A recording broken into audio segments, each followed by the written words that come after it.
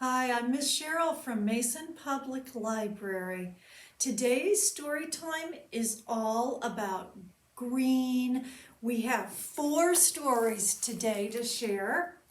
I've got a craft to tell you about, an experiential craft involving shaving cream without any mess. I also want to invite you to take a look at our event calendar. This is on our webpage, www.masonpl.org, and the event calendar will tell you story times, give you links to past story times, sign-ups for future take-home packets for crafts for everyone from adults down to the babies. It'll give you all the information you need. For instance, right now there's a sign up for a Zoom animal show called Cool Critters.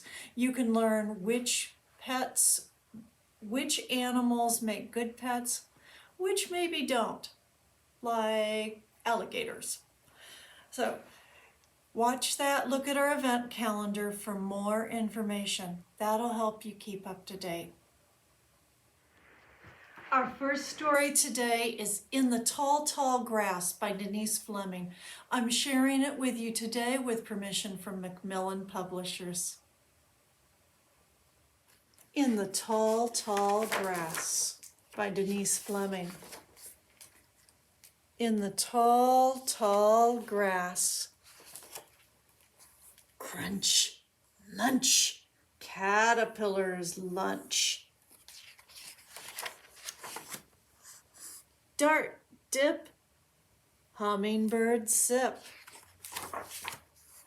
Strum, drum, bees hum. What's a bee say?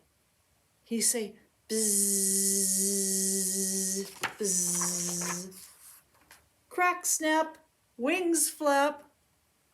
Oh, look who's coming. It's a bird. What color is this bird? Can you see? What color is that? A purple bird coming to eat some purple berries. Looks like blackberries.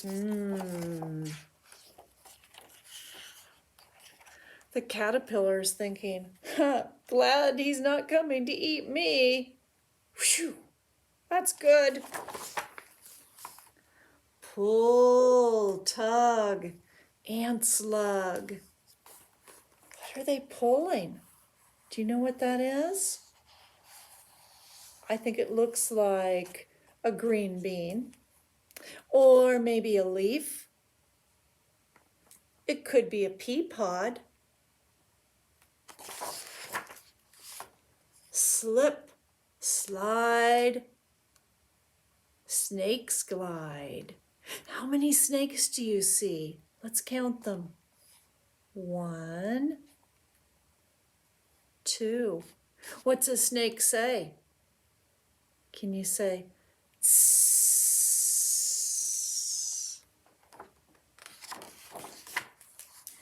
Rich ratch, moles scratch. 1, 2, 3 moles.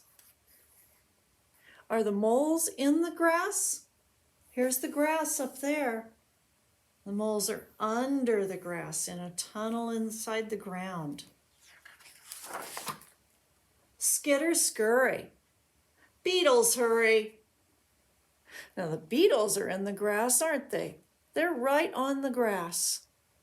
Let's count those beetles.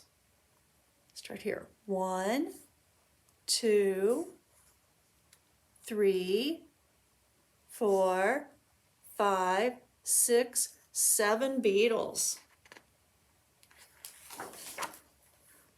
Zip, zap, tongue snap. What do we see in the green grass here? What are these? They're toads, maybe frogs, but I think they look like toads. See how brown they are? Brown and bumpy. You might have toads in your yard in the spring. Hip hop, ears flop. And you probably will see a bunny in the green grass in the in the spring. 1, 2, 3 bunnies hop, hop, hopping along. Stop, go, fireflies glow. I love lightning bugs and fireflies. We won't see these until it's warm in the spring, almost summertime. Lunge loop, bat swoop. Oh, I like bats. Did you know that a little brown bat can eat 600 mosquitoes in just 1 hour? I like that because I am not a fan of mosquitoes. So lunge, loop, bat swoop. And stars bright, moonlight. I am a fan of stars and the moon on the green grass. Good night, tall, tall grass. And there's our first story about something green. Let's sing a song about rain. Rain on the green grass, rain on the tree, rain on the housetop, but not on me. We'll do that again. Okay, get ready to rain on the grass and rain on the tree. So hold up your hand like a tree. And rain on the housetop, but not on me. And just brush that rain right off. Okay, here we go. We'll sing it 2 times. Rain on the green grass, rain on the tree, rain on the housetop, but not on me. Rain on the green grass, rain on the tree, rain on the housetop, but not on me. All right, good job. Our second story today is Where is the Green Sheep? It's by Mem Fox and Judy Horacek did the pictures. I get to read it to you with permission from the publisher, Houghton Mifflin Harcourt. Thank you. Now let's see. Can you find the green sheep? Here's the blue sheep. And here's the red sheep. Here's the bath sheep. And here's the bed sheep. But where is the green sheep? Have you seen a green sheep yet? I haven't. Let's keep looking. Here is the thin sheep. Here is the wide sheep. Here is the swing sheep. And here is the slide sheep. But where is the green sheep? Here's the up sheep. Here's the down sheep. Here's the band sheep. And here is the clown sheep. But where is the green sheep? Here is the sun sheep, and here is the rain sheep. Here is the car sheep, and here's the train sheep. But where is the green sheep? Here's the wind sheep. Here's the wave sheep. Here's the scared sheep. Here's the brave sheep. Woo, swoosh. But where's the green sheep? Here's the near sheep. And here's the far sheep.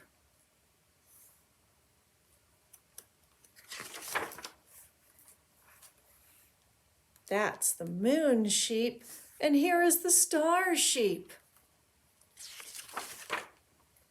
But where is the green sheep? Look at all these sheep.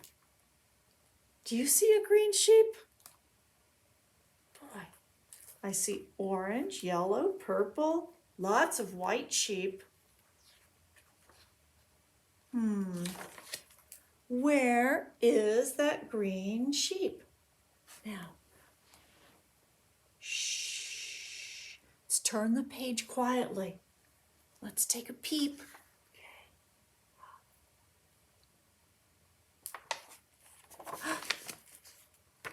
Here is our green sheep.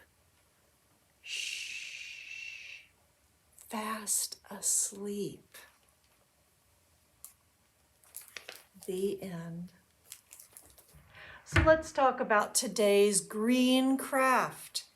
The first part is for grown-ups to do. Grown-ups, you're going to need a Ziploc bag. It doesn't need to be gallon size, whatever size you think your child would like. You'll need at least one bag, maybe two. You need some shaving cream or whipped cream, whatever you want, as long as it's white. You also need some food coloring, yellow and green, because guess what we're going to make today? We're going to show that yellow and blue makes green without any mess. The first thing you need to do, grown-ups, is put a bunch of shaving cream into a bag. That's your first step. The next thing you do is add a little bit of yellow in one spot, a little bit of blue food coloring in another spot in the bag, and then seal the bag. This is a very important step if you're working with a 2 or 3-year-old especially. Okay, so I added some blue and I added some yellow food coloring. Now I'm going to make sure it's all sealed. You might even want to put tape over this. You might want to consider putting it in a second Ziploc. I think that's what I'm going to do here. Now, shaving cream, whipped cream is great for a tactile experience. Whipped cream is especially good since you don't have to worry about fingers going in the mouth. The only reason you might not want to do that for this is that the food coloring stains. So you could end up with yellow and blue and green fingers. All right, so here's this all sealed up. And now the fun part is the smushing. I think I'm starting to see a little bit of green. All right, so here's some more green all smushed together. One of the fun things that you can do with this is practice letter writing, practice drawing shapes. To do this, put your bag flat on a counter and then use your finger to draw shapes in the shaving cream or whipped cream. I'm going to draw a heart. All right, so there's a green heart. Lots of fun, not necessarily any mess. You can adjust it to the age and likes and dislikes of your child. All right, here's a fun story. I bet you can guess what green animal is in this book. I'm going to read you a story called Snip Snap. What's that? It's by Mara Bergman, illustrations by Mick Maland, and I'm reading it to you with permission from Harper Collins Booksellers. Snip Snap. What's that?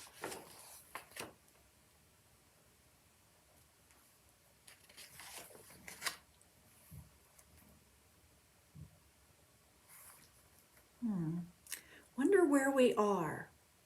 I see a desk with a bell and mailboxes. I think we're in maybe an apartment building. Oh my gosh. Do you see that? When the alligator came creeping up the stairs. Were the children scared? You bet they were. Marissa tried to close the door. Eva tried and tried some more, and Jonathan didn't try at all. He just cried and cried and cried. Then he hid. The alligator's mouth was wide. Its teeth were long, its jaws were strong. The children watched as it began to bite the edges of the door. Snip, snap, snip, snap, snip, snap, snip. Were the children scared? You bet they were. The alligator slithered down the hall and slipped into the living room. It swished and swooshed its tremendous tail, which was shiny and spiked and full of scales. Were the children scared? You bet they were. Look, they're hiding under the piano. The alligator's tongue was flicking. The alligator's feet were kicking. Then the alligator's mouth opened up very wide. Creak, creak, creak, as if to invite the children inside. Were the children scared? You bet they were. The alligator's eyes were flashing and the alligator's teeth were gnashing as tables and chairs and piano went crashing. And after the sofa and curtains were ripped, the alligator licked his lips. Were the children scared? You bet they were. Then, what did that alligator do? Did it say to the children, "I'm going to eat you"? Well, not exactly, but it came closer and closer and closer until